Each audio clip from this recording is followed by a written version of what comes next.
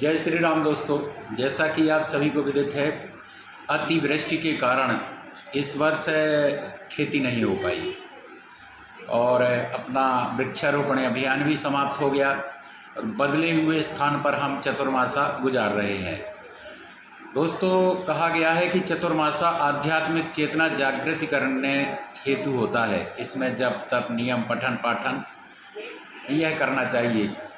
तो इसी क्रम में एक छोटा सा संक्षिप्त लघु संदेश, यद्यपि यह हमारा युवाओं के लिए है, हमसे युवा जुड़े हुए हैं, उनको दृष्टिगत रखते हुए इस वर्ष भारी बारिश हो रही है, तो क्या करें। इसी माध्यम से दोस्तों आप सभी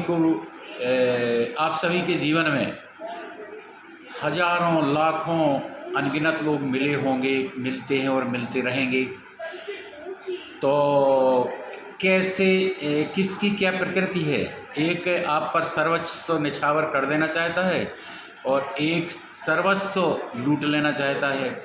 तो कितने प्रकार के मानव होते हैं, आखिर आप कैसे पहचानें, या आप स्वयं क्या हो, यह आप कैसे तय करें। तो कहा गया है 3 प्रकार के मानव होते हैं, बगुला, एकांकी और सदाबहार। बगुला प्रकृति अधम प्रकृति है मानव की। जिस प्रकार बगुला किसी जलाशय सरोवर के ऊपर मछली की ताक में बैठा रहता है और जैसे ही मछली ऊपर की सतह पर आई उसने झपट्टा मारा और खा गया, निगल गया। यह सबसे अधम प्रकृति का मानव है, इससे सदैव बच के रहना चाहिए। दूसरी अवस्था कही गई है एकांकी। जिस प्रकार एक धेनु बछड़े को दूध पिला रही होती है, उसे दुलार रही होती है, चाट रही होती है और बछड़ा बदले में उसको हुचके मार रहा होता है, आपने देखा होगा। तो वह नैसर्गिक है। बछड़ा और गाय अपनी अपनी प्रकृति के अधीन है, उसमें उनका दोष नहीं है। इस प्रकार की मध्यम अवस्था है। यह एक निष्काम कर्मयोगी की परिधि है, इसमें हम सभी रहते हैं अधिकांश। तीसरी अवस्था कही गई है सदाबहार। सदाबहार जिस प्रकार एक फलदार वृक्ष है, अपने जीवन भर फल फूल छाँव लुटाते हुए सूख जाता है, तब लकड़ी भी उसकी जला ली जाती है और राख भी काम आ जाती है। यह अवस्था सदाबहार सर्वोच्चतम मानव की अवस्था है। इस प्रकार यह 3 प्रकार के मानव कहे गए हैं। तो यह आवश्यक नहीं है कि हम सदाबहार बने, सदाबहार नहीं बन सकते तो हम बगुला भी ना बने, हम एकांकी ही रहें।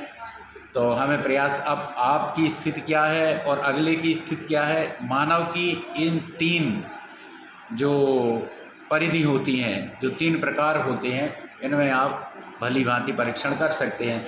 यह मैं नहीं कह रहा, यह श्री कृष्ण वाणी है, तो गीता की भी नहीं है, ये सुख सागर ग्रंथ की से लिया गया है।